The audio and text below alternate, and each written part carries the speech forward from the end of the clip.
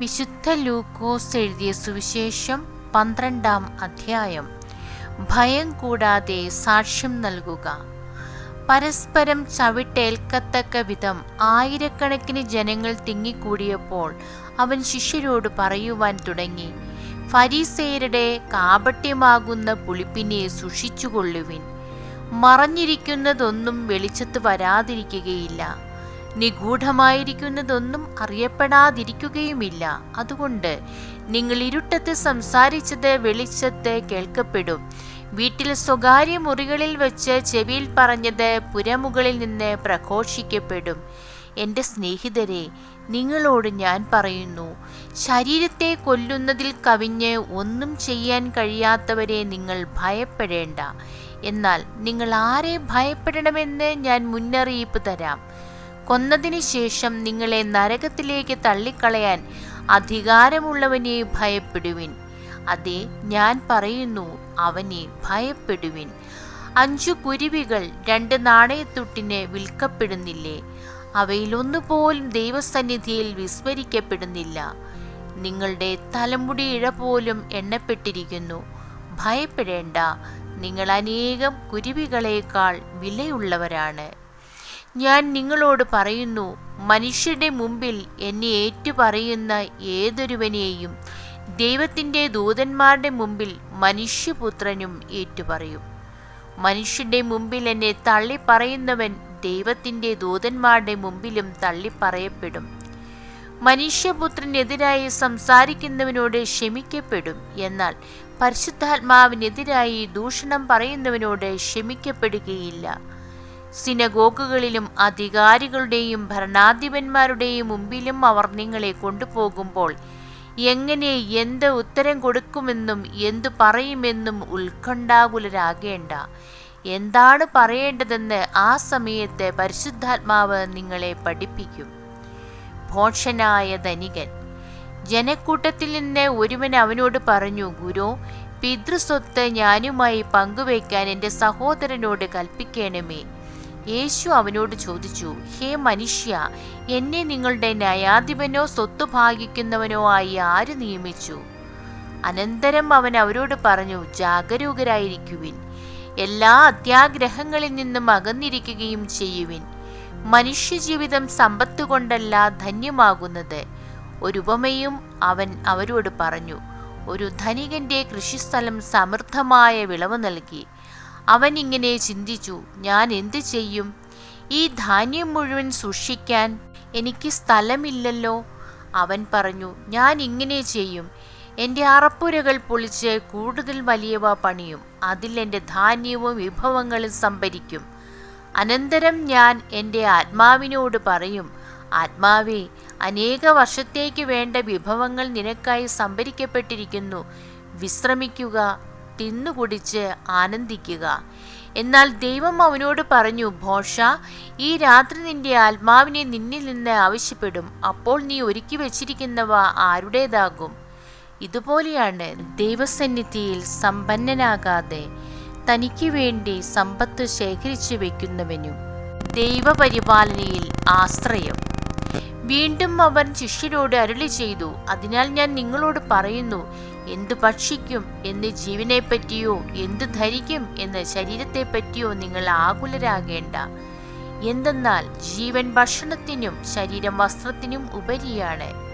കാക്കകളെ നോക്കുവിൻ, അവ വിതയ്ക്കുന്നില്ല, കൊയ്യുന്നില്ല, അവയ്ക്ക് കലവറയോ കളപ്പുരയോ ഇല്ല, എങ്കിലും ദൈവം അവയെ പോറ്റുന്നു. പക്ഷികളെക്കാൾ എത്രയോ വിലപ്പെട്ടവരാണ് നിങ്ങൾ. ആകുലരാകുന്നതുകൊണ്ട് ആയുസ്സിന്റെ ദൈർഘ്യം 1 മുഴം കൂടി നീട്ടാൻ നിങ്ങളിൽ ആർക്ക് സാധിക്കും? ഏറ്റവും നിസ്സാരമായ ഇതുപോലും ചെയ്യാൻ നിങ്ങൾക്ക് കഴിവില്ലെങ്കിൽ മറ്റുള്ളവയെപ്പറ്റി ആകുലരാകുന്നതെന്തിന്? ലില്ലികളെ നോക്കുവിൻ, അവ നൂൽ നൂൽക്കുകയോ വസ്ത്രം നെയ്യുകയോ ചെയ്യുന്നില്ലല്ലോ.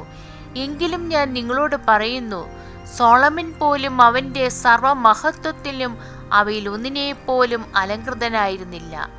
ഇന്നുള്ളതും നാളെ തീയിൽ എറിയപ്പെടുന്നതുമായ വയലിലെ പുല്ലിനെ ദൈവം ഇത്രമാത്രം അണിയിക്കുന്നെങ്കിൽ അല്പവിശ്വാസികളെ, നിങ്ങളെ എത്രയധികം അണിയിക്കുകയില്ല. എന്തു തിന്നുമെന്നോ എന്തു കുടിക്കുമെന്നോ അന്വേഷിക്കേണ്ട, ആകുലചിത്തരാവുകയും വേണ്ട. ഈ ലോകത്തിന്റെ ജനതകളാണിതെല്ലാം അന്വേഷിക്കുന്നത്. നിങ്ങൾക്ക് ഇതെല്ലാം ആവശ്യമാണെന്ന് നിങ്ങളുടെ പിതാവിനറിയാം. നിങ്ങൾ അവിടുത്തെ രാജ്യം അന്വേഷിക്കുവിൻ, ഇവയെല്ലാം അതോടൊപ്പം നിങ്ങൾക്ക് ലഭിക്കും. ചെറിയ അജഗണമേ, ഭയപ്പെടേണ്ട. എന്തെന്നാൽ നിങ്ങൾക്ക് രാജ്യം നൽകാൻ നിങ്ങളുടെ പിതാവ് പ്രസാദിച്ചിരിക്കുന്നു. നിങ്ങളുടെ സമ്പത്ത് വിറ്റ് ദാനം ചെയ്യുവിൻ. പഴകിപ്പോകാത്ത പണസഞ്ചികൾ കരുതി വയ്ക്കുവിൻ. ഒടുങ്ങാത്ത നിക്ഷേപം സ്വർഗത്തിൽ സംഭരിച്ചു വയ്ക്കുവിൻ. അവിടെ കള്ളന്മാർ കടന്നു വരികയോ ചിതൽ നശിപ്പിക്കുകയോ ഇല്ല. നിന്റെ നിക്ഷേപം എവിടെയോ അവിടെ നിന്റെ ഹൃദയവും. സദാ ജാഗരൂകരായ ഭൃത്യന്മാർ, നിങ്ങൾ അരമുറിക്കുകയും വിളക്കു കത്തിച്ചും ഇരിക്കുവിൻ. തങ്ങളുടെ യജമാനൻ കല്യാണ വിരുന്ന് കഴിഞ്ഞ് മടങ്ങി വന്ന് മുട്ടുന്ന ഉടനെ തുറന്നു കൊടുക്കുവാൻ അവന്റെ വരവും കാത്തിരിക്കുന്നവരെ പോലെ ആയിരിക്കുവിൻ. യജമാനൻ വരുമ്പോൾ ഉണർന്നിരിക്കുന്നവരായി കാണുന്ന ഭൃത്യന്മാർ ഭാഗ്യവാന്മാർ. സത്യമായി ഞാൻ നിങ്ങളോട് പറയുന്നു, അവൻ അരമുറുക്കി അവരെ ഭക്ഷണത്തിനിരുത്തുകയും അടുത്ത് ചെന്ന് അവരെ പരിചരിക്കുകയും ചെയ്യും. അവൻ രാത്രിയുടെ 2-ാം യാമത്തിലോ 3-ാം യാമത്തിലോ വന്നാലും അവരെ ഒരുക്കമുള്ളവരായി കണ്ടാൽ ആ ഭൃത്യന്മാർ ഭാഗ്യവാന്മാർ.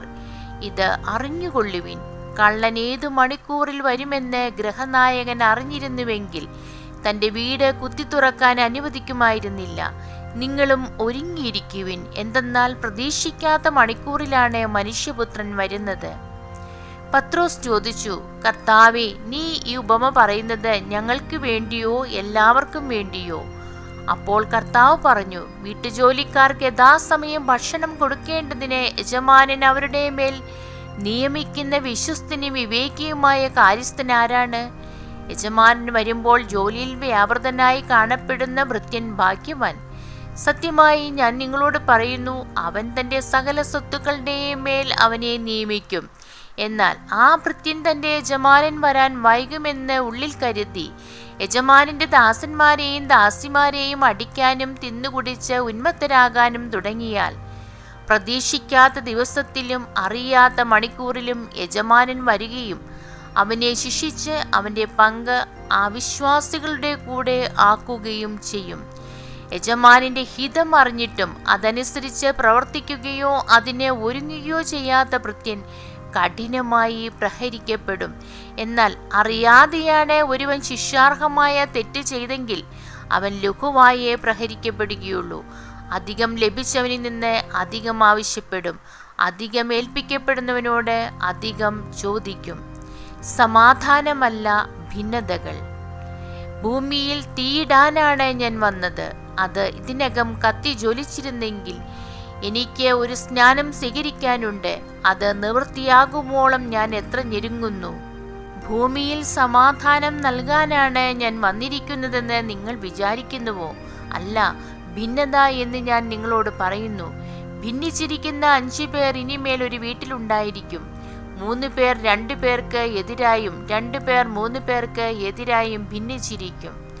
പിതാവ് പുത്രനും പുത്രൻ പിതാവിനും എതിരായും അമ്മ മകൾക്കും മകൾ അമ്മയ്ക്കും എതിരായും അമ്മായിയമ്മ മരുമകൾക്കും മരുമകൾ അമ്മായിയമ്മയ്ക്കും എതിരായും ഭിന്നിക്കും. കാലത്തിൻ്റെ അടയാളങ്ങൾ വിവേചിക്കുവിൻ. അവൻ ജനക്കൂട്ടത്തോട് പറഞ്ഞു, പടിഞ്ഞാറ് മേഘം ഉയരുന്നത് കണ്ടാൽ മഴ വരുന്നു എന്ന് നിങ്ങൾ പറയുന്നു. അങ്ങനെ സംഭവിക്കുകയും ചെയ്യുന്നു. തെക്കൻ കാറ്റടിക്കുമ്പോൾ അത്യുഷ്ണമുണ്ടാകുമെന്ന് നിങ്ങൾ പറയുന്നു, അത് സംഭവിക്കുന്നു. കപടനാട്യക്കാരെ, ഭൂമിയുടെയും ആകാശത്തിൻ്റെയും ഭാവഭേദം വ്യാഖ്യാനിക്കാൻ നിങ്ങൾക്കറിയാം. എന്നാൽ ഈ കാലത്തെ വ്യാഖ്യാനിക്കാൻ നിങ്ങൾക്കറിയാത്തതെന്തുകൊണ്ട്? എന്തുകൊണ്ട് നിങ്ങൾ ശരിയായി വിധിക്കുന്നില്ല? നീ നിന്റെ ശത്രുവിനോടുകൂടെ അധികാരിയുടെ അടുത്തേക്ക് പോകുമ്പോൾ വഴിയിൽ വെച്ച് തന്നെ അവനുമായി രമ്യതപ്പെട്ടുകൊള്ളുക. അല്ലെങ്കിൽ അവൻ നിന്നെ ന്യായാധിപന്റെ അടുത്തേക്ക് കൊണ്ടുപോവുകയും ന്യായാധിപൻ നിന്നെ കാരാഗൃഹപാലകനെ ഏൽപ്പിക്കുകയും അവൻ നിന്നെ തടവിലാക്കുകയും ചെയ്യും. അവസാനത്തെ തുട്ടുവരെ കൊടുക്കാതെ നീ അവിടെ നിന്ന് പുറത്തു വരികയില്ല എന്ന് ഞാൻ നിങ്ങളോട് പറയുന്നു. ദൈവമേ, സ്തുതി അങ്ങേക്ക് യോഗ്യമാകുന്നു.